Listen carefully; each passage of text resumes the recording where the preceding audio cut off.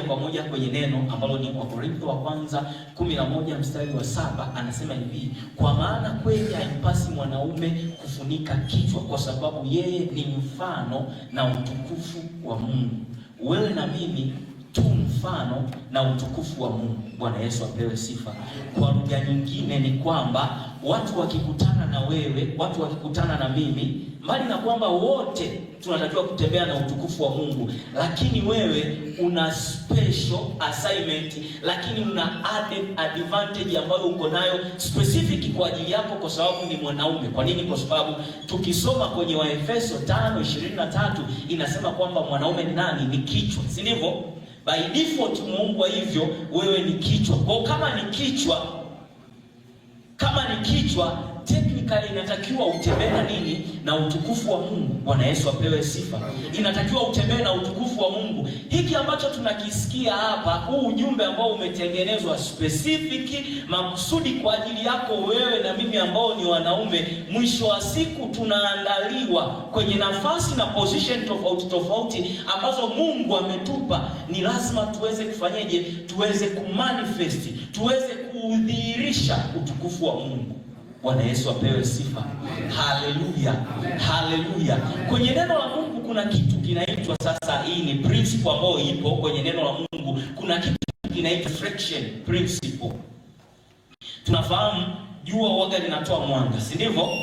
Lakini mwezi huaga unachukua mwanga wa nini? Wa jua, na unafanyaje? Unakuja kuangaza wakati wa nini? Wa usiku. Sasa kwa wewe mwanaume, kwa majukumu ambayo Mungu amekupa, ile mandate ambayo mwanaume yeyote anayo, ni lazima utembee na utukufu wa Mungu, kwa sababu kesho na kesho kutwa wewe unakuja kuwa mume wa mtu,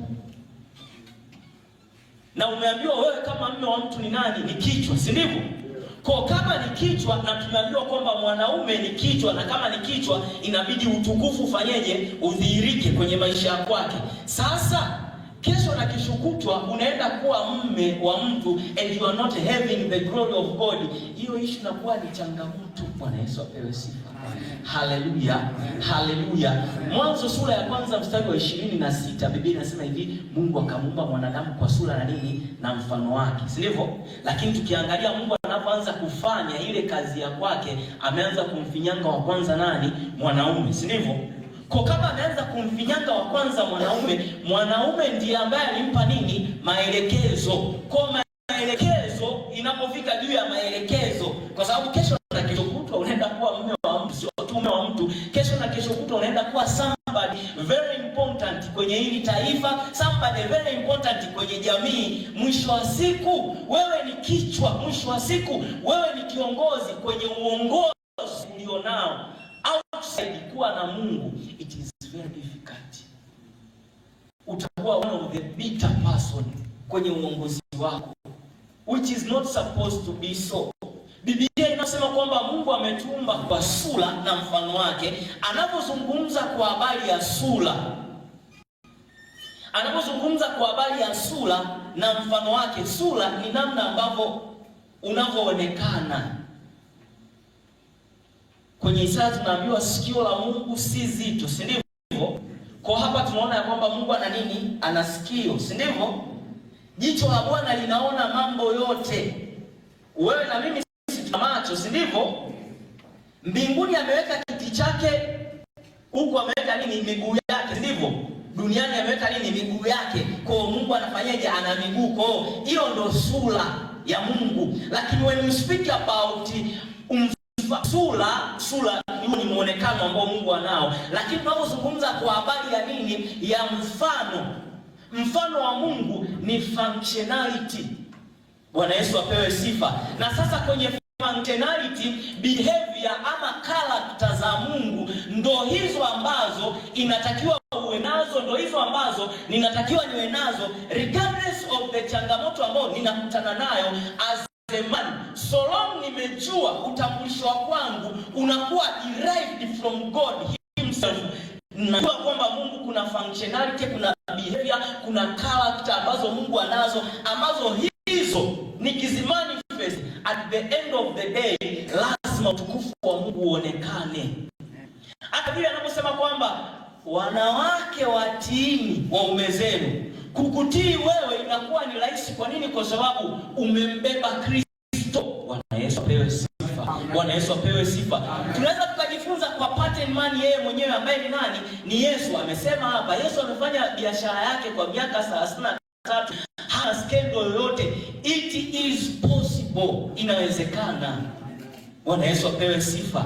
Inawezekana, lakini tukiangalia kwa pattern huyu mwenyewe ambaye ni Yesu Kristo, lifestyle yake ilikuwa ya namna gani?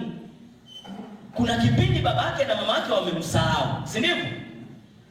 Walipokuja kumkuta, walikuta yuko hapa hekaluni. Daudi anasema neno moja nimelitaka kwa Bwana, nalo ndilo nitakalo litafuta, nikae peponi mwake, ni utafakari uzuri wake, si ndivyo? Kuhesabu uzuri wake na ukuu wake. Wapi? Nyumbani mwa Bwana. Nyumbani mwa Bwana mnaweza mkawa mna maana 2 au 3. Gathering kama hii hapa ni nyumbani mwa Bwana. Kwa hiyo unapopata muda kwenye fellowship kama hii hapa, tena hii ya joint ndio inakuagaga ina anointing ya kitofauti sana. Kwa nini? Kwa sababu it is not limited in fellowship yenu. Mwaka mnaenda kwa staili hapa, ukichukua cha fellowship ya huyu na ya huyu na ya huyu, kuna kitu unajifunza. Bwana Yesu apewe sifa. This bro, kuna neema ya Mungu juu ya huyu mtumishi. Aseme ya uongozi ni maombi. Kuna namna naona kuna kitu cha kitofauti. Kwa hiyo tunapokutana hapa, one of thing ambacho kinatokea ni kwamba there is what we call corporate anointing. Kitu ambacho huyu jamaa anapokuwa amekaa na kutafuta Mungu peke yake, huyu bro anapomtafuta Mungu peke yake, tukija hapa there is a possibility of something ambacho kiko kwenye maisha ya huyu kuhamia kwangu. Kwa mfano, ninapoongoza maombi hapa, kuna mtu ulikuwa umekaa huko natamani kwamba nikiwa naomba kama mshikaji, yani inaanzaga kwa shauku kama hivyo. Paulo anasema hivi, mnifuatishe mimi kama mimi ninavyomfuatisha nani? Kristo. What he was manifesting here ni kitu ambacho wao anakifanya privately. Kwa hiyo tunapomuona hapa mbele sasa, ile concept ya reflection principle kwamba I say na shauku niweze kuomba kama bro hapa, si ndivyo? Inatengeneza hamu fulani ndani yako. You can take it as a prayer point kwa namna ambayo as you keep on praying, utakuta umefika kwa huyu jamaa. Huyu jamaa anaweza kali kwa kama mfano, kwa sababu tunasema kwamba tumfuatishe yeye kama yeye anapomfuatisha nani? Kristo, si ndivyo? Kwa hiyo mshikaji anamwangalia Kristo, anapomwangalia Kristo kuna kitu kinatokea kwenye maisha yake. Wewe kwa sababu ulikuwa unamwangalia huyu na huyu anakuelekeza ya kwamba umtazame nani? Kristo. Even there is a possibility ukawa unaomba hata kumshinda jamaa. Bwana Yesu apewe sifa. Bwana Yesu apewe sifa. Kwa hiyo tumeumbwa kwa sura na nini? Na mfano wa Mungu. Kwa kama tumeumbwa kwa sura na mfano wa Mungu, focus yetu ni nani? Focus yetu inatakiwa Mungu. Sasa as you keep much on knowing God, Daniel anasema hivi, wamjuao Mungu wao watakuwa nini? Watakuwa hodari. Watatenda nini? Mambo makuu. Mtu anayetenda mambo makuu sio mtu ambaye anapelekwa na akimwona mdada mkali anamsindikiza na kitu. There is no way out you can do great thing kwa kufanya vitu vya namna hiyo hapo. Bwana Yesu apewe sifa. Na unajua ukiwa na tabia hiyo hapo, ama ukiwa na tabia za namna hiyo hapo, one of the things that you are preparing yourself. Tunafahamu yale matangazo ya waganga wa kienyeji. Matangazo ya waganga wa kienyeji wao wanasemaga nini na nini? Vitu ambavyo ni basic yale matangazo kukutana nayo. Nguvu za nini? Ndio hilo nilikuwa ninataka nisikie. Why are you kwa nini upoteze nguvu zako for no reason? Na moja ya vitu ambavyo tunakutana navyo, nipo kazi hapo. Moja ya vitu ambavyo tunakutana navyo pia ni changamoto za ndoa big time. Unadhani kwa changamoto za ndoa pia zinatokea? Biblia inasema kwamba azinie na mwanamke hana nini? Hana akili, ndivyo afanya jambo ambalo linafanyaje? Itaangamiza nafsi yake. Biblia inasema enyi wanaume ishini na nini? Kwa nini? Kwa akili, si ndivyo? Unazipoteza afu nadhani tena upate akili tena, it will be difficult equation kwa execute kitu na hiyo. Bwana Yesu apewe sifa. Bwana Yesu apewe sifa. Kwa ukisikia hayo makelele ya namna hapo, somewhere kuna something yatimia kile ambacho Mungu amefanyaje? Amekusudia akitimize. Bwana Yesu apewe sifa. Haleluya. Tumeumbwa kwa sura na nini? Na mfano wa Mungu. Bwana Yesu apewe sifa. By default iko hivi. Haya maneno Paulo aliyasema, lakini kuna mfano mmoja Yesu aliyosema. Kuna nadhani ni kwenye Warumi, lakini mfano ambao Yesu alisema kwamba, ngoja nisome Mathayo 13:25, anasema hivi, lakini watu walipolala akaja adui yake akapanda magugu katikati ya ngano akaenda zake. Baadaye majani ya ngano yalipomea na kuzaa yakaonekana na magugu. 27, watumwa wa mwenye nyumba wakaenda wakamwambia, Bwana, hatukupanda mbegu njema katika konde lako? Limepata wapi basi magugu? Bwana Yesu apewe sifa. Bwana Yesu apewe sifa. Kwenye Warumi, nimesahau huo mstari, ndani ni Warumi 7:15, anasema hivi, maana sijui nifanyalo, kwa sababu lile ninalopenda sitendi, bali lile nilichukialo ndilo ninalofanyaje, ninalolitenda. Ukiendelea mbele kwenye hii mistari, nimeweka tu mstari peke yake, anasema ni kwa sababu sheria ya Bwana haikai ndani yangu.